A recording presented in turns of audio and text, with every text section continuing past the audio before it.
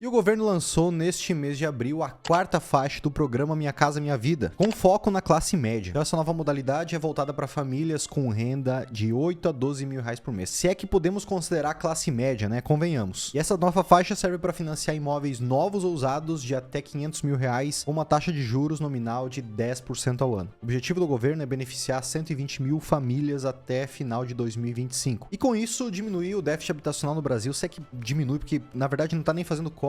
Desde quando lançou esse programa, em 2009, por mais que teve mais de 8 milhões de financiamentos feitos pelo programa, ainda assim o déficit habitacional permanece acima de 6 milhões de moradias. Bom, nesse vídeo aqui nós vamos falar sobre as atualizações desse programa, o que mudou, de onde que vem esse recurso para financiar essa nova faixa do programa, qual que é a meta, o objetivo do governo com isso, por que o déficit habitacional continua não caindo mesmo com todos esses novos financiamentos acontecendo, e um ponto de atenção aqui se o preço do imóvel vai subir em virtude dessa nova faixa do programa Minha Casa Minha Vida. Mas antes eu quero saber da tua opinião, deixa aqui nos comentários se você achou que essa iniciativa do governo ela é boa para o Brasil, se essa é apenas uma medida populista para se reeleger em 2026, se independente de ser uma medida populista isso vai fazer bem para o Brasil e vai ser bom assim, deixa aqui nos comentários a sua opinião. De onde que vem todo esse recurso para financiar 120 mil moradias em 2025? Dos 30 bilhões previstos, 15 bilhões vêm dos recursos do FGTS,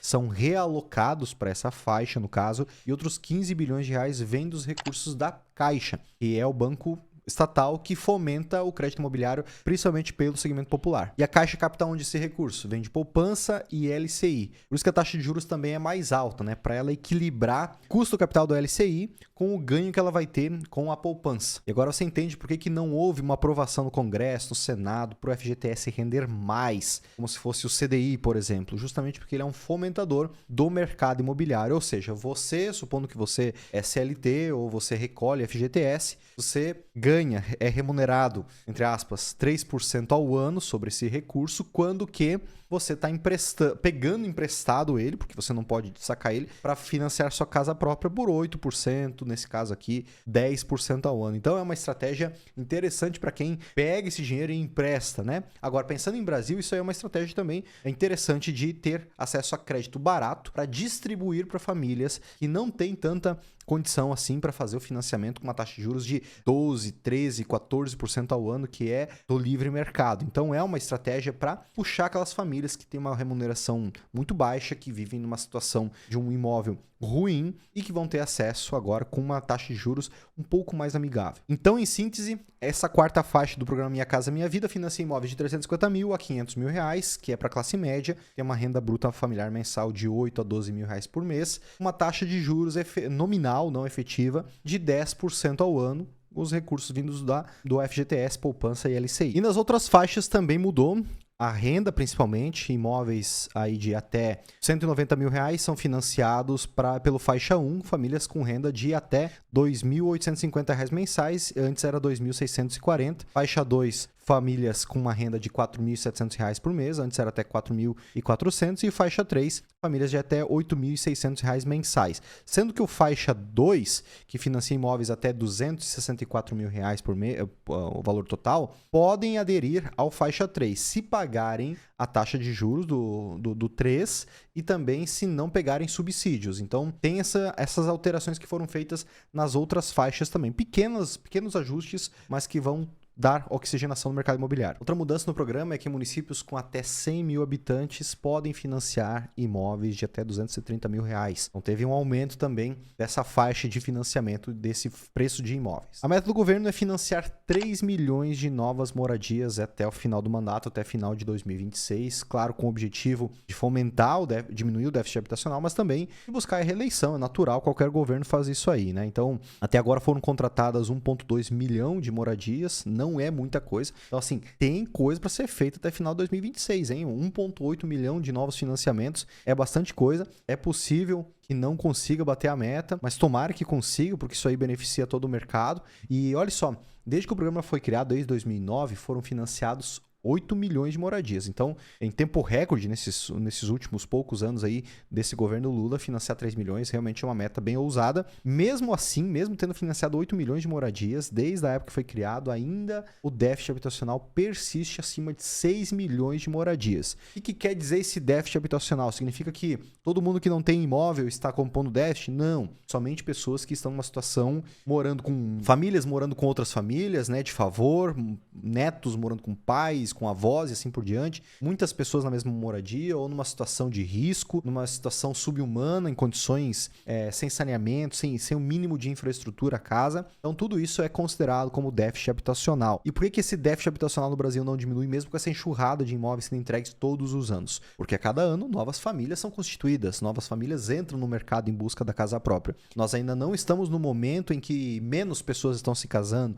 estão tendo filhos. Ainda isso vai algumas décadas, ao menos mais 17 anos no Brasil, de acordo com esse aumento de habitantes ainda no nosso país. Então isso não é ainda um problema. Que novas famílias entram no mercado imobiliário todo ano em busca do sonho da casa própria. Novas famílias, casais se casam, têm filhos, aumentam a família e assim por diante. Então esse mercado ele vai se retroalimentando, vai oxigenando. Além disso, famílias que antes moravam com os pais, com os avós, melhoraram de condição, têm uma renda agora regular, conseguem fazer financiamento e mais demanda tem de pessoas que não comprariam a casa própria. Houve sim, né, com esse refinamento do programa, um aumento do acesso a crédito imobiliário. Por exemplo, faixa 1 tem um subsídio de 95% do preço do imóvel. Nas outras faixas tem uma ajuda de R$55 mil até R$55 mil e um financiamento aí com uma entrada de 10% e o saldo remanescente pagando em 30, 35 anos. Ou seja, então tem mais pessoas com acesso a crédito para poder comprar a casa própria. Agora, a massiva maioria do déficit habitacional são famílias pro faixa 1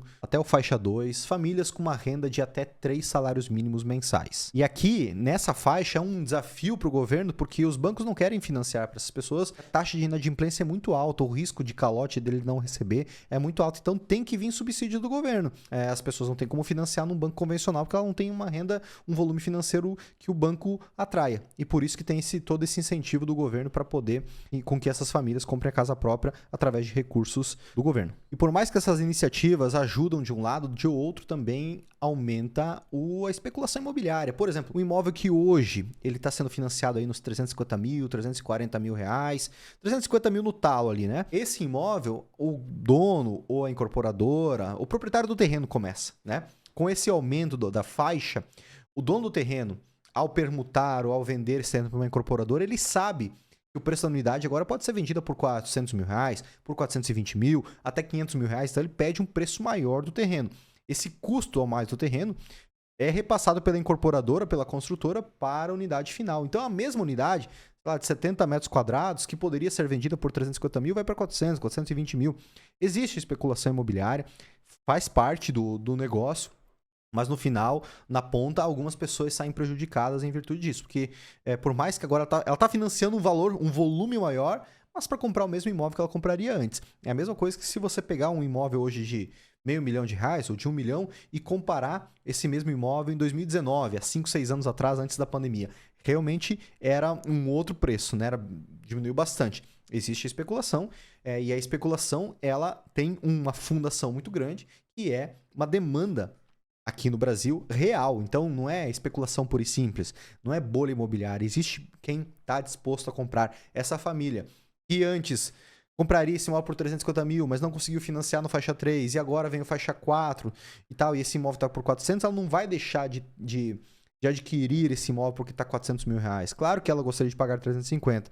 Ela vai continuar comprando, adquirindo por 400 mil reais, mas vai acabar aumentando o preço dos imóveis por tabela. Isso é uma consequência desse acesso a crédito imobiliário para o faixa 4 do programa. E o crédito imobiliário no Brasil está passando por uma transição muito grande, inclusive o governo está com iniciativas para buscar crédito imobiliário mais barato, com recursos do pré-sal, com recursos do Fundo Social do pré-sal, com outros formatos de captação de recursos. Inclusive eu gravei um vídeo te mostrando exatamente sobre isso aí. Se você tem interesse em saber sobre crédito imobiliário, recomendo que você assista esse vídeo. Vai lá.